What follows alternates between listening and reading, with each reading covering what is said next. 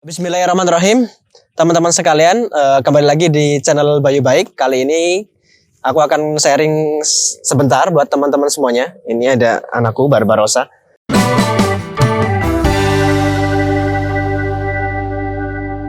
Teman-teman semuanya, ketika kita bicara tentang hidup sehat, pertama kali yang harus kita evaluasi adalah masalah makanan.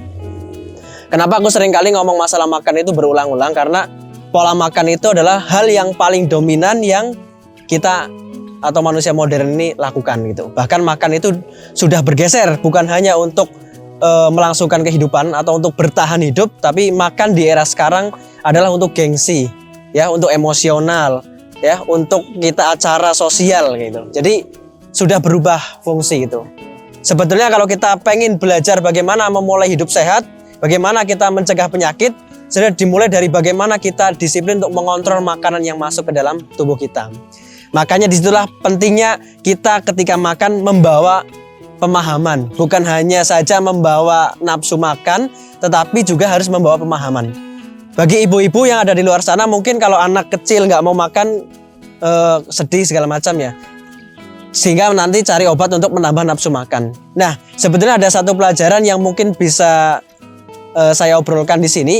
Jangan hanya mencari obat untuk nafsu makan, tapi juga bawa pemahaman yang dimakan itu sehat atau enggak, yang dimakan itu halal atau tidak, yang dimakan toyib atau tidak.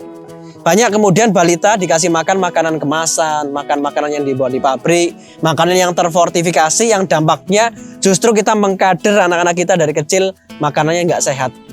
Nah, yang paling kadangkala menjadi momok adalah lidah kita terpelet oleh dua rasa, yaitu manis dan gurih.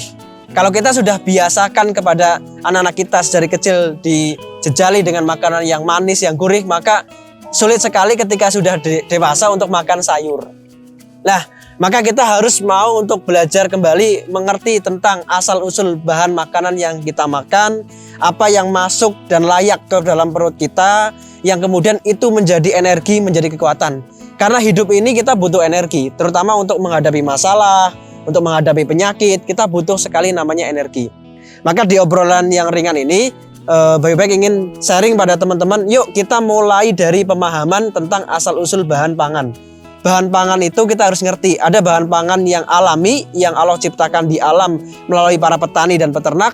Ada bahan pangan yang dibuat di pabrik oleh para saintis, yang itu produk-produk GMO, Genetic Modification Organism. Jadi satu makanan yang sudah terjadi genetika, perubahan genetika, sehingga fungsinya hanya mengenyangkan saja tetapi kurang toyib, kurang memberikan manfaat.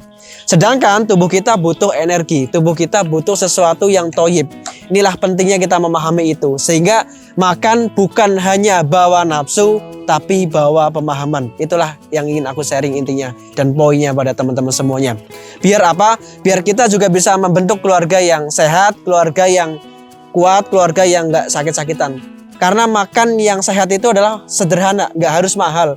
Apa yang ada di lingkungan kita, apa yang ada di sekitar kita, yang itu masih alami, tidak terkontaminasi dengan pestisida, dengan pupuk kimia segala macam, bisa kita ambil untuk menjadikan makanan. Sebagaimana dulu nenek moyang kita, para kakek nenek moyang kita, gitu ya. Jadi teman-teman semuanya, mungkin itu yang bisa saya share.